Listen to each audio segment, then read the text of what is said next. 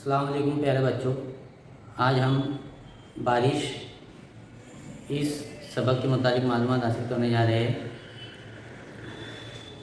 ज़मीन पर पानी का सबसे बड़ा ज़रिया बारिश माना जाता है।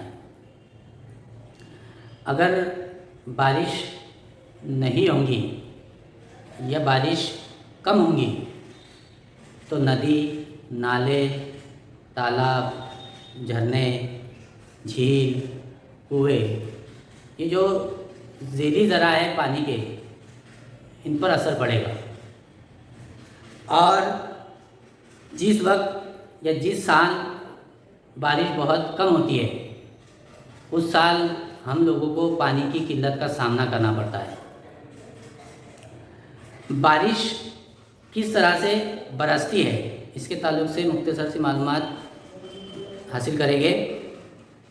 हमें ख़ास तौर पर पानी बारिश की सूरत में मिलता है जब आबी बुखारा से लदी हुई हवाएं बुलंदी पर जाती है, तो बुलंदी पर जाने के बाद दर्जे हरारत में कमी वाक़ई होती है और उन हवाओं में मौजूद जो आबी बुखारात होते हैं, उन आबी बुखारात की तकसीफ होकर वो आबी बुखारात गैस की शक्ल में होते हैं और गैस की शक्ल में होने की वजह से यानी गैस की शक्ल की तकसीफ होकर वो पानी के बूंदों में तब्दील होते हैं।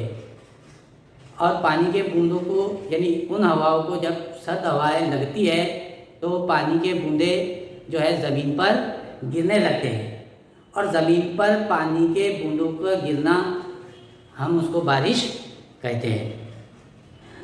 बारिश की 3 किस्में हैं जो कि मैंने पहले भी आप लोगों को बतलाया। पहली है अहमाली या गर्दिशी बारिश, दूसरी है मज़ाहमती बारिश और तीसरी है गर्दबादी बारिश।